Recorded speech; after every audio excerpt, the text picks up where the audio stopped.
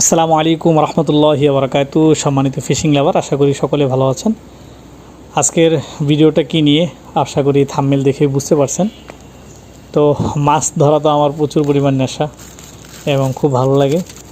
এজন্যই মাছ ধরার যত কলাকৌশল যা কিছু পাই এবং দেখি চেষ্টা করি কেনার জন্য, কিনে অ্যাপ্লাই করার জন্য খুব চেষ্টা করি। তো সেই সাথে এরকম একটা জিনিস আসলে আমরা প্রায় সময় ভিডিওতে দেখি যে এই ফাঁদগুলোতে প্রচুর পরিমাণ মাছ ধরা খায়। তো আমি গুলিস্তান থেকে আসার সময় হঠাৎ করে দেখলাম যে এক ভদ্র ভাই, তো উনি বিক্রি করতেছে এগুলো। তো তার সাথে দামাদামি করলাম, দামাদামি করে তারপর আর দেরি করলাম না, বিগ সাইজের একটা মাছের ফাঁদ কিনে নিলাম।